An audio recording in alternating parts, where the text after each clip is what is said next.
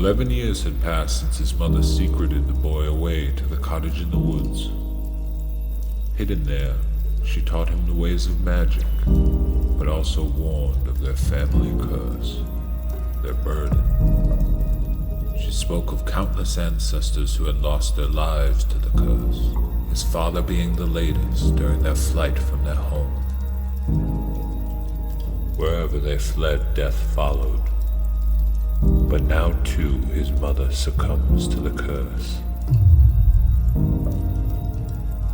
The night following his mother's death, untethered, the boy leaves the woods for the first and what may very well be the last time, hoping, determined at any cost to break this curse.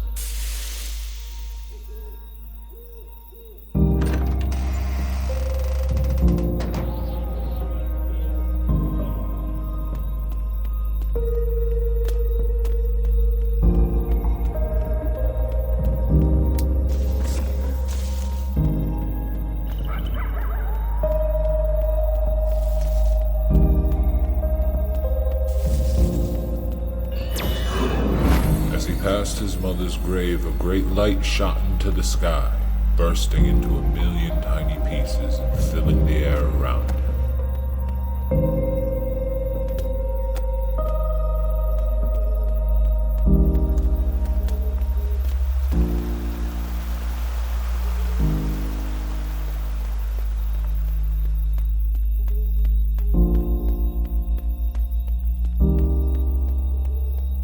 He passed the last village before the mountains.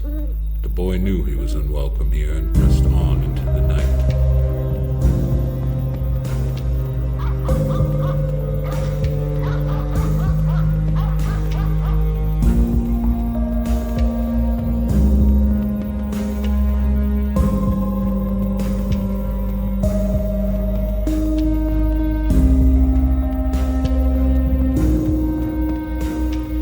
The cloaked figure loomed over the boy, groaning caution, the seeming apparition turned back to the crackling fire.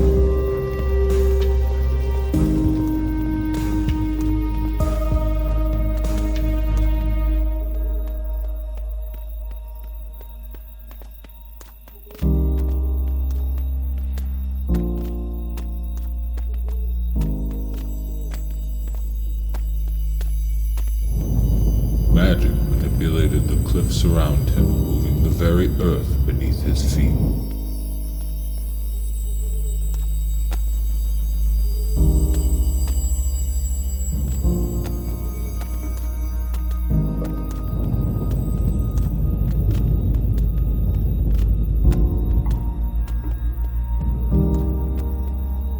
Finally, at the peak of the mountain, the boy saw it. The red city of Warren, the place of his father's death.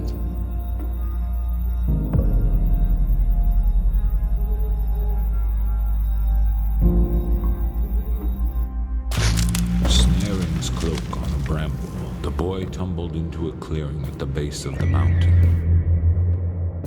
Lantern and cape lost, he stood and took in a harrowing sight.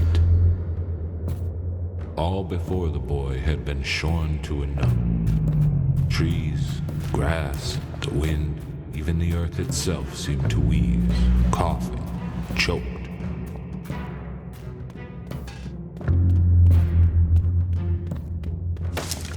He must keep his nerve, the boy thought, as he made a straight shot for Warren. His mother made certain if anything were to happen, he would seek the seer of the city. And now the boy did just that.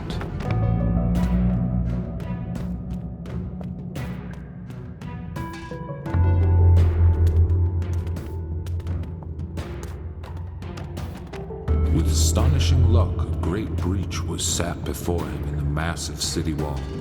Curiously, no sentries guarded such an obvious weak point.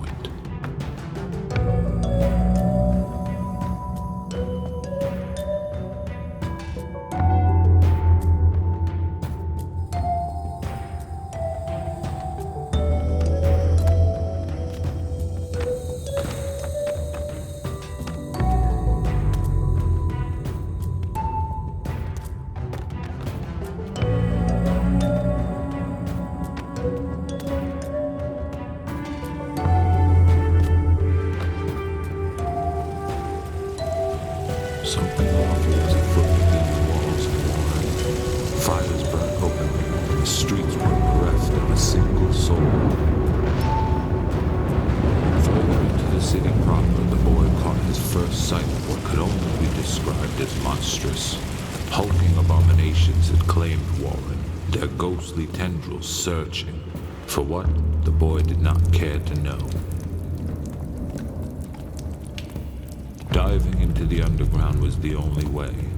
The boy descended, hoping to find a way back around to the Seers Cathedral.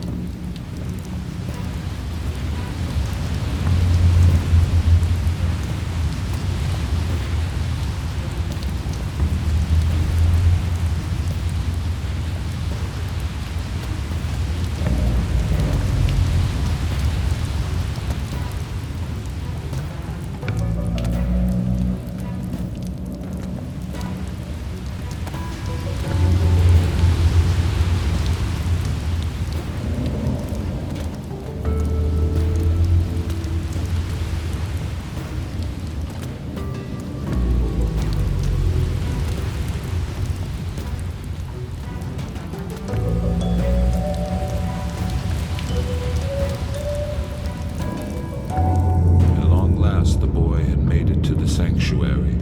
The seer sure to have relief for his situation. His hope grew, if only slightly.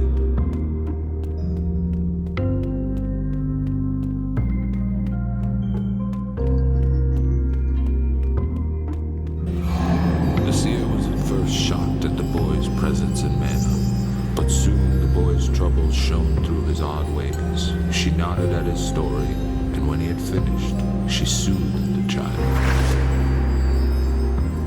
Telling him of a seer stone buried deep within a distant quarry, she snapped her fingers and away went the boy in search of the stone.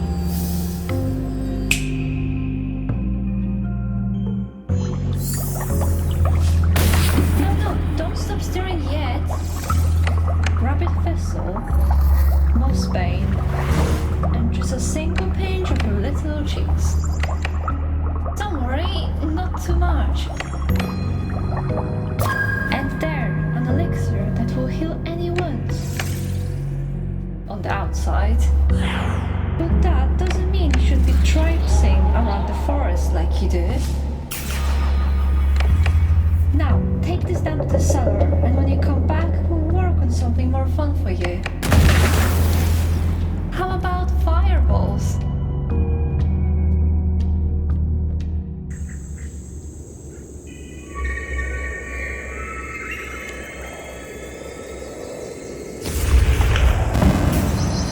Disturbing an enormous fox blazed in the underbrush, the seer's magic landed the boy within a shimmering glade.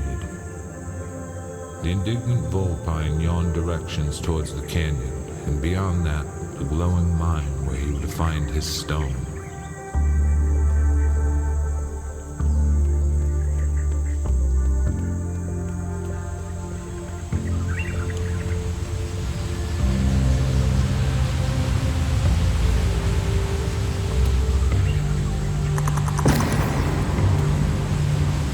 Down in the canyon proper, spirits skidded about causing mischief as always.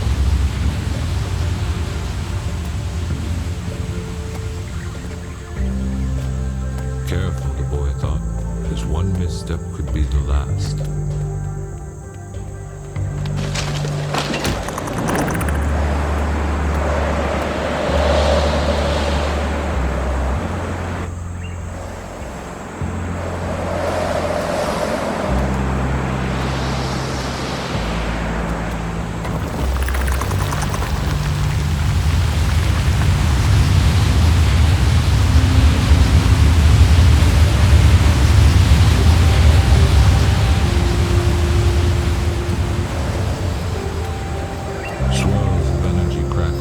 Strange clouds. Would they bear his weight? Only one way to find out, and the boy leapt out towards the first, hoping it would hold.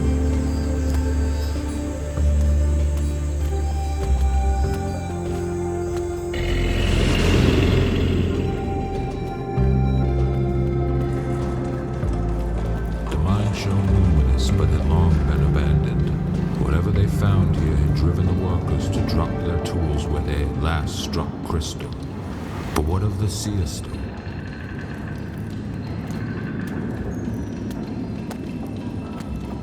With a few murmured syllables, the boy brought the mine cart's whirring to life, the tracks passing fast beneath their wheels.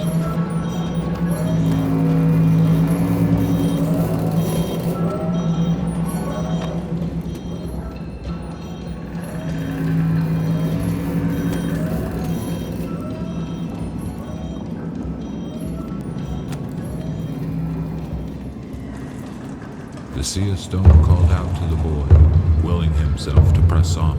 His legs burned and chest thumped hard.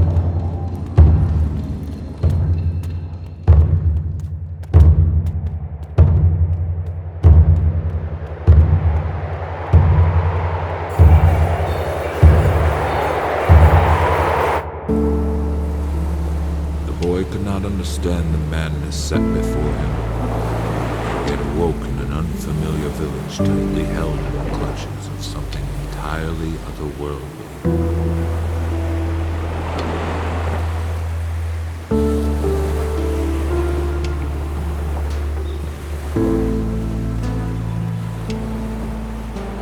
As he left the docks and entered the square, all around spirits drifted on the wind. The boy shuddered as he slipped quietly past.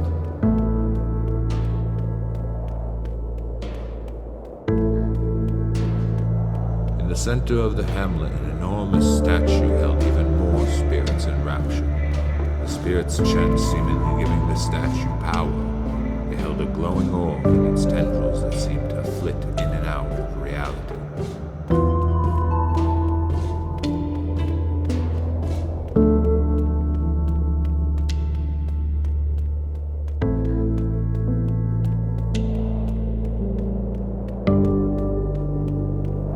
The churchyard was a sea of graves, some marked, many more not.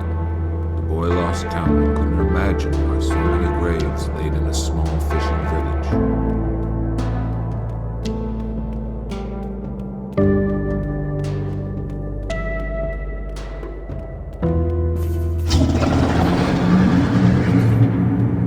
Beyond a fantastically large wall topped with looming spikes, the boy could only see a void. Abyss. It stretched and writhed and twitched before the boy. He was struck paralyzed. As his heels sunk into the abyss, the boy heard a faint but familiar sound. His mother, across the reaches of the cosmos, gave him strength and illuminated a path through the dark.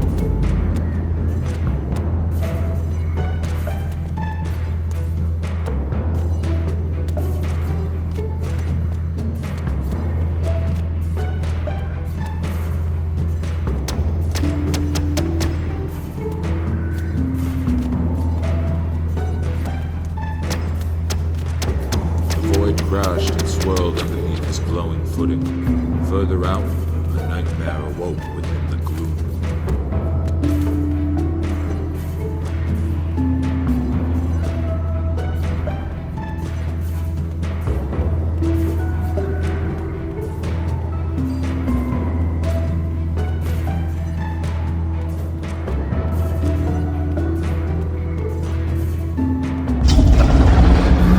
Stood face to face with a presence that cut through what seemed like time and space itself. A manifestation of the curse that had ripped his family. Why was it here? What does it want with his mind? Before an answer could come, the boy was swallowed in one swift motion and fell endlessly into nothing.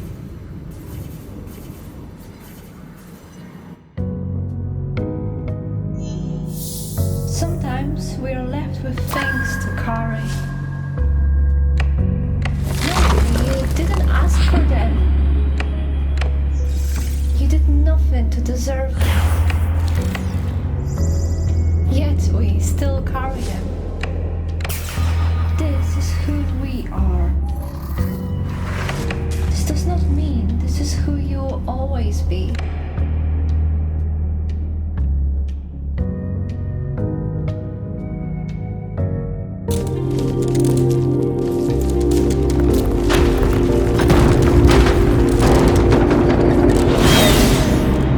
It's an odd sensation waking from one dream into another, but the boy did just that.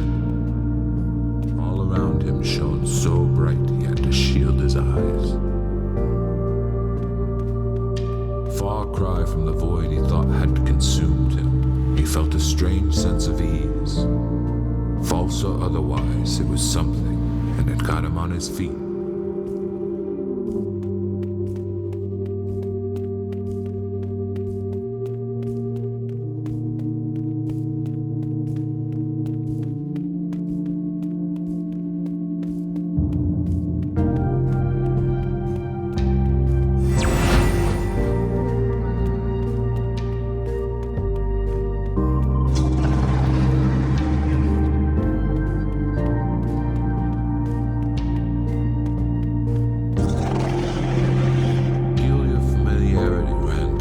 Place, as if some memory frozen in time. The boy still couldn't place it.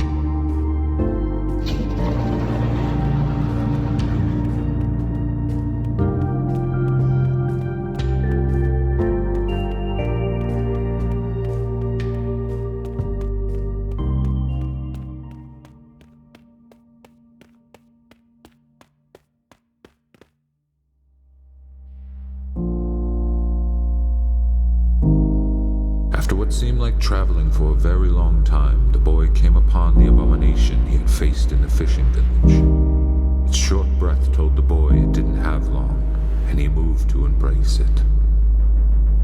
He questioned why he had ever been afraid now in the light of reflection. He saw the same fear he once held, and placed his hand upon its eye.